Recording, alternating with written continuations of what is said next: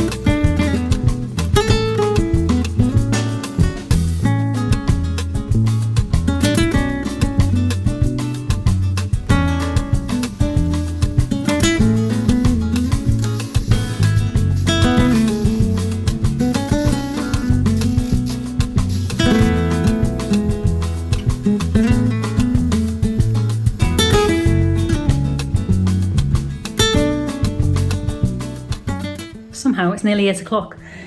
This day has really got away from me. So I was planning on making this video today and putting it out tomorrow morning.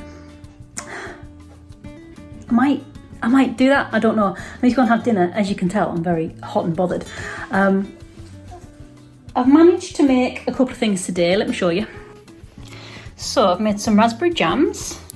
This is nearly cool and these haven't sealed yet. So these are going to be fridge jams and I'll use them soon. I don't think I screwed the lid on tight enough because it was all very hot and yeah, I didn't screw the lid on tight enough and I think a lot of the heat escaped. That's fine. I got elderberry syrup.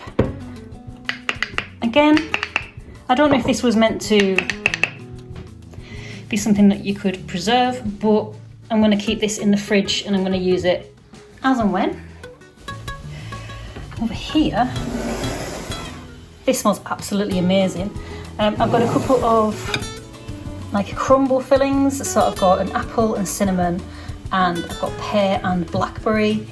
And when these are cool, I'm just going to put them in some freezer bags and get organised for crumbles in the winter or things like that, have them with porridge or whatever. So despite being tired, it feels good to actually get some stuff made with the produce that we've got in the allotment.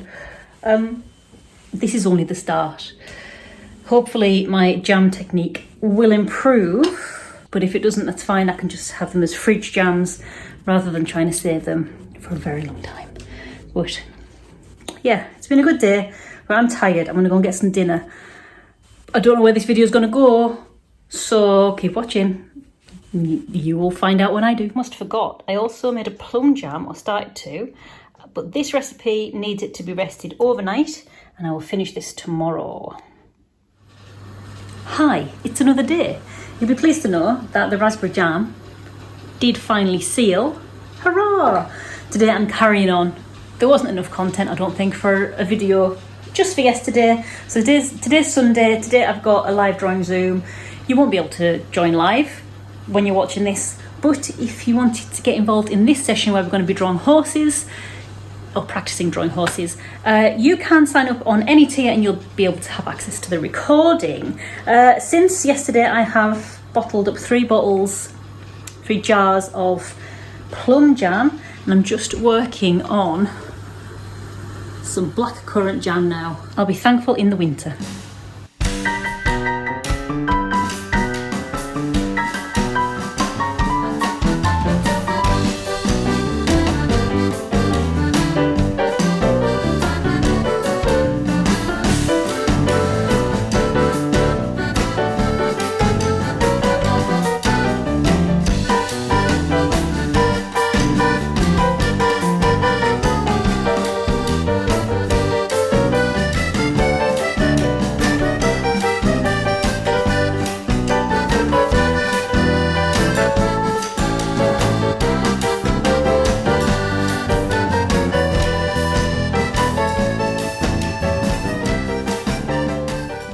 Just sitting here waiting for the live session to start. We start at 6 o'clock today. I've probably mentioned it about 700 times in this video already.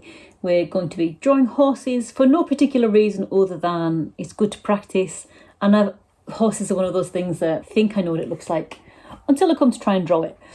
So it's 10 minutes until the session. What I might do is just put all of the images that we're going to use in the slideshow into a printable document, because that's what I do as well. So I'm going to do that. So it's all ready as soon as the video of tonight's session, the recording of tonight's session is processed and is uploaded. I'll be able to put the printable resource in as well. So if people want to print them out, work on them in their own time, they're very welcome to.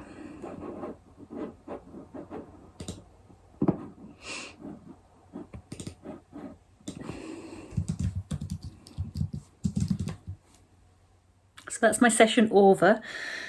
I used charcoal, so I got really dirty hands, but I love a bit of charcoal work. Let me turn you around and show you what I did in this session. And I really like the very first one that I did. It kind of, the rest of them, I don't know, horses are a weird shape. But the first one, which is just an eye, it was really, really lovely. So this one, I'm so pleased with that. I set off very well out of the gate. The rest of them, we do quick time sketches, so it's really tricky to get any kind of consistent, anything consistent down. But that's what it's all about. It's about training your brain to convert what it sees quickly and building up that muscle memory. So we do a lot of quick sketches. We did a lot of 30 seconds and a lot of 1 minute ones. And then we headed to some 2 minutes, 3 minutes and 5 minutes. And that's what I did. So the last few days have been very preparing my produce from the garden for winter. I haven't really done much creative stuff, but that's going to change hopefully today. I'm heading into Sheffield on my bike and I'm bringing my sketchbook with me. See what we get.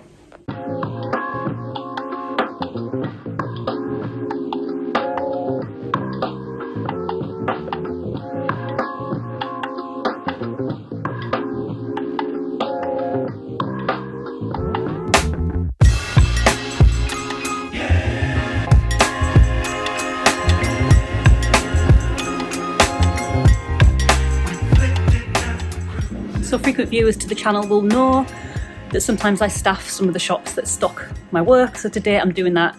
But this place is very good because there's a cafe outside, and when it's quiet, which I think it's going to be quiet today, I can draw people, which is nice. It's nice to kind of double up on the time that I'm using, my lifetime. So I always have my sketchbook, I'll mostly have my sketchbook in my bag, so that when there are quiet times, if the feeling takes me, I can grab my pencil out and my sketchbook out and do some sketching. I smell like chutney. Yesterday I was making some preserves, some beetroot chutney. I was doing this for my gardening YouTube channel, which has become a little bit neglected over there. But I was filming a little bit of it, so that should be coming up soon on that channel if you're interested in that. But it's like beetroot that I've grown and apples that I've grown. Anyway, so I spent all day making chutney. Really nice, but I smell of chutney now, which isn't a bad smell to me because I know what it is. But you know that smell of like frying onions, which you sometimes don't know whether is body odour or onions? I smell like that. So hopefully people don't think I'm just a sweaty Betty. Tough, that's what I smell like. I should probably clarify, I have had a wash, it's just these are the same clothes that I was wearing. So I'm not stinky, my clothes are stinky.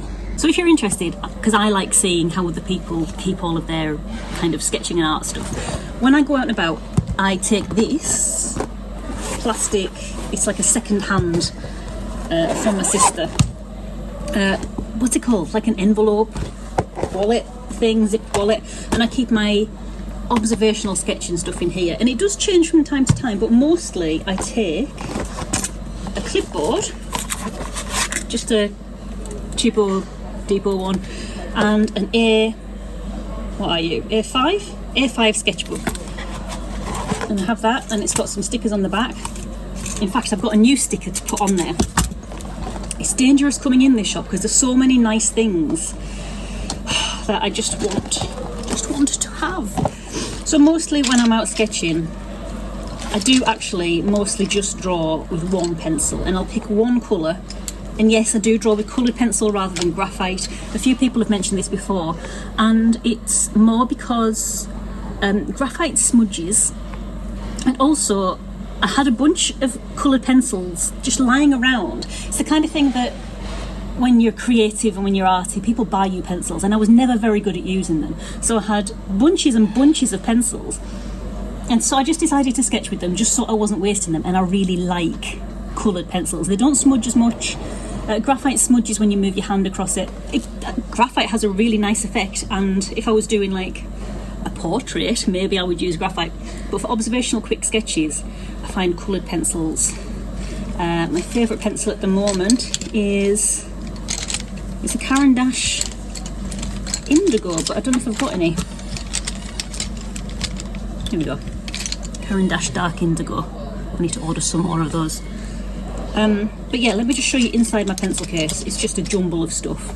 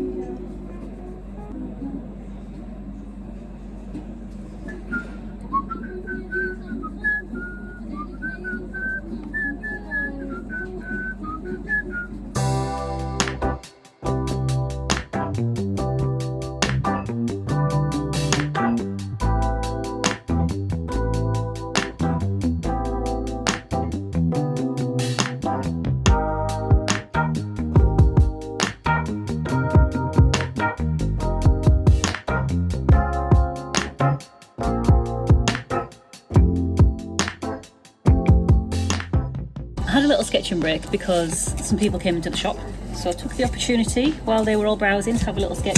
But let's continue what's in my bag. Also, I've got this little bag here, which has got some other pencil sharpeners in. This is, I don't know the brand of it. Oh, I do. It's a Cum, K-U-M. I don't know what it's called. Anyway, it's basically a two-part. These aren't different sizes for different size pencils. These are 2 stages to sharpen your pencil, and it's really good. Let me show you. So it gives a really long bit of lead. Hang on. It's the curse of the pencil sharpening. I can't seem to sharpen a pencil without breaking the lead on it. At least once. Get out.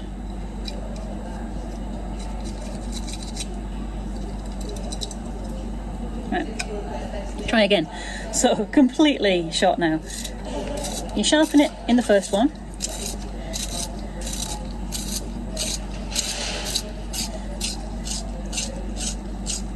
And it ends up like this. I don't know if you can see that.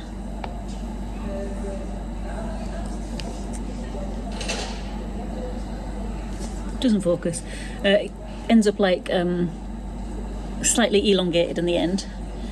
And probably just about make out the shape there. And then the second one just sharpens that off to a fine point. You get a really nice, sharp pencil sharpen. But I broke the lid on mine, so I had to tape it up. But it still works fine. Also with this, I got a few extra blades which are hiding in there. So that's always useful. And there's also some sharpeners here, which I'm assuming are for leads, but I don't use them. And then also, the reason for the bag is that I carry around a tissue. So if I'm anywhere and I need to empty this and I don't have a bin, I can empty it in this. See, there's still some in there. Fold it up, fold the ends around, and then fold it in on itself. And then I put it in this bag. I do that with the pencil sharpener, and it just stops the inside of my bag becoming full of pencil lead. Another one in here is a bag of spent pencils, and if you've been on the journey for a while, you'll know that every now and then I will make these into badges and I'll sell them on my shop. So they're all pencils that I've used, and I've used them to a reasonable size. I get them to this size with the use of the pencil extender wherever that's gone. It means you can get the most out of your pencils, but as soon as they become like very, very, very, very small, or big enough to put a pin back on the back, I'll carve that off, stick a pin back on it, and I will sell those as emergency pencil badges. I do have one of my own at home. It's on my jacket, my winter jacket, and they look pretty cool, and they're actually usable as well. But I also keep those in a bag because I don't want them rolling around in the bottom of the bag. So I've got quite a few there.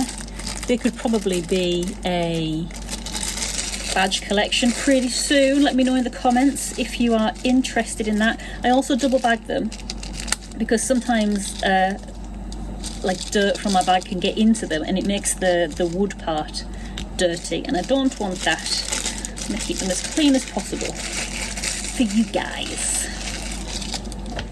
And then just randomly, because I am a rebel and because I'm getting into, I like to try and use up materials that I've just got knocking around because I hate the idea of wasting them. My sister donated a load of these to me.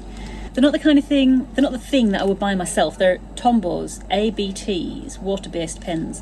I wouldn't buy them myself because they're not refillable. Instead, I opt for these, which are the Ecolines, which are refillable. But my sister gave me a bunch of these when she was having a clear out, and I didn't want to waste them. So I've been practicing drawing with these every now and then. Instead of a pencil, I'll grab a pen, and I'm getting better. These are quite nice because there's a brush on one end and a fine nib on the other, but I always use the brush because you can get a fine mark with the brush end as well. But when these run out, I'll go back to using these. These are my Ecoline pens. None of this is sponsored, by the way, but so you can take the lid off, but not many people know that these are refillable. You can get little glass pipette things of Ecoline watercolour, and you can just refill these. So if you, where the lid is, this bit here unscrews. So if you unscrew it, you can just dibber the watercolour in there. So the colour of the ink that's in the pen already is on there, but obviously you can customise that however you want. And you just dib it in. I always dib a little bit of water in as well, so I've got a pipette that I put a bit of water in, but you could just dribble it under a tap. And then they are good to go. Recyclable, nice. That's it. That's everything that I've got with me on my out and about observational sketching. But like I say, I probably will just use this pencil and this bit of paper all day. I very rarely tend to do double colour sketches if I'm out and about now. I just tend to stick to one colour and try and sketch things quickly and get down as much as I can. If I'm flicking between colours, I feel like I waste the moment.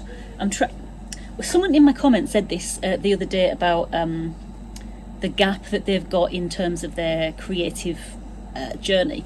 I mentioned something about Ira glasses, the gap, in the last video, and it was that, and I feel this as well, it's not that they have a gap in, like they want to draw a horse but they can't draw a horse because they haven't put the hours in to draw a horse. They can draw realistically, but their gap is to try and draw expressively and quickly, like to try and draw like caricatures and like that Quentin Blake kind of style, or something that isn't exact millimeter perfect drawing. Like I can draw super realistically. I've done it in the past and it stresses me out, but I can do it. If I sit down and I've got the time, I will sit down and draw something that looks fairly realistic. I can do that. What I'm trying to do is capture real life people in a more kind of children's book illustration style. Do you know what I mean? So something that looks expressive but also not necessarily super realistic, but captures the essence of what I'm trying to draw. I don't know where I was going with that. Oh, but if I find that if I do spend too much time like thinking too much about, oh, is this colour right, is that colour right, maybe sometimes I'll add in a different colour or two. I've got these colours out at the moment, but if I spend too much time thinking about the colours, I'll get too bogged down in the reality of it. And I do this all the time. I do this with finished pieces. I've got to often take a step back, and often my sister is my my reality check when it comes to whether I've noodled too much over my piece. Sometimes I'll send her a picture and go, what does this look like? And like, sometimes I use far too many colours. Sometimes I'll mix colours, but I'll mix far too many colours from two colours, and I end up muddying a piece. Sometimes I need to just work really simply and really quickly.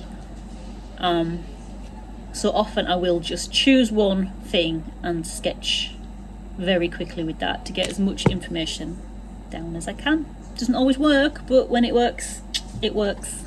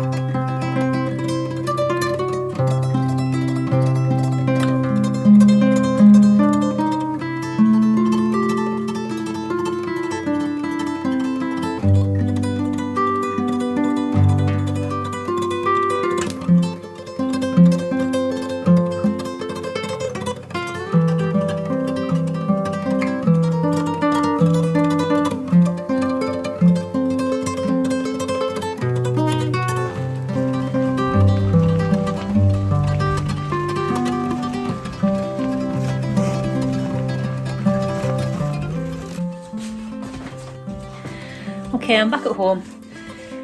It may be several days since we've last spoken, but I've realised I need to edit this video, so I'm going to leave this video here. I've got my coffee, I'm going to edit this right now. So, next week, I hope to get this room sorted again. If you don't know, this is my studio, but it is just such a mess of stuff. During the summer, during all the hot weather, this is the hottest room in the house, and it just gets full of stuff that we don't want to use, and we shut the door on it because it's like a little heating element in the house.